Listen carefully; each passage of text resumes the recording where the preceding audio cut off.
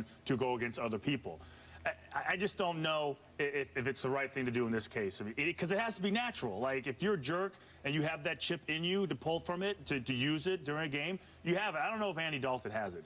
Ray Mauluga, maybe he does have it, okay? But it screams a little bit of desperate to me, that he's looking for anything he can do to get this team going. They're 3-4.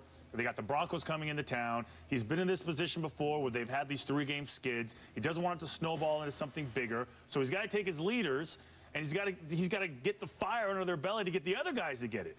But if it's not natural, if it's not real, you can't just manufacture it. They got to want to do it. Or if it's the same old Cincinnati Bengals. Yeah, I like what he said. I just hate where he said it at, meaning in front of the media. Okay. To me, take your guys behind closed doors. You can tell them this. I'm serious. I mean, Stephen A., you got to know how to handle people. And that's part of being a coach.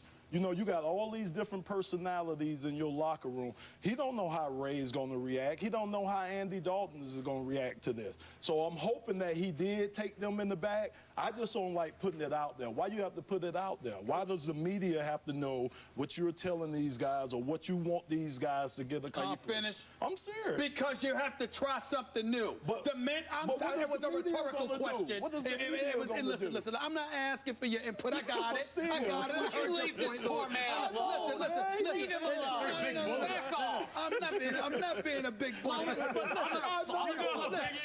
going to go off on him. That's your switch. Let him have it. Listen. You're about to get crushed. First of all, y'all are missing 2 points. Number one, this is TV. This ain't the football field. And number two, and more importantly, after that discount Belichick you did last week, I'm confident I can run away from you. But that's the point. That's a subject for another day. Here's the deal. And I can't believe you are such a Benedict Arnold. I cannot believe that you will betray me on this point. Stay with me. I'm getting to you. Listen up. Zip it and listen. Zip it and listen.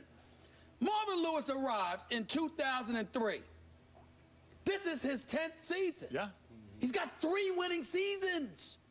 Yeah, what you said, I get your point. My problem is, the hell you saying it to your players for? How come you ain't looking in the mirror and saying it to yourself? Maybe you should be doing something.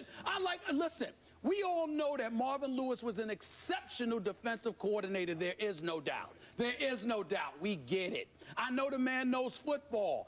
You understand? And at a time when he got the head coaching job, remember, he was considered the golden boy. Everybody, particularly African-American reporters, were out there pushing front and center for him to get the opportunity to coach. This is your 10th season. It's 3 winning seasons. Andy Dalton, A.J. Green, and these boys need to get an attitude. How come you don't have an attitude? 3 winning seasons, 8-8. Here we are. Here's where he starts in 2003. 8-8, 8-8, 11-5, 8-8, 7-9, 4-11, 10-6. 4-12, 9-7. Now you 3-4. I'm sorry. Let's stop the presses. Am I going to call you a championship coach? Come on now. So when you sit there and you talk about the media, and I don't like the fact that he said it in front of the media. Listen, my point is this. Try something. Try something. Listen, if you're Lomas Brown's a nice guy. You know what I'm saying? You don't tug on him and all that stuff. You might mess with him a little bit. But Lomas Brown's a very, very nice guy.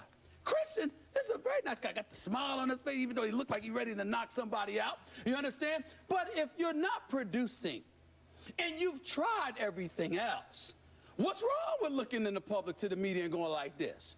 Look, man, these dudes need to do something. After all, you're trying to send a message, aren't you? Right. And not only that, in today's day and age, when we're talking about these players, how they like to market themselves, how they like to be projected, how they like to control their image and things of that nature, did it ever occur to you that the media is the only or the biggest source that you have to not just police the actions of a vast majority of dudes out there, but to tug at them and nudge them just a little bit more when everything else ain't working?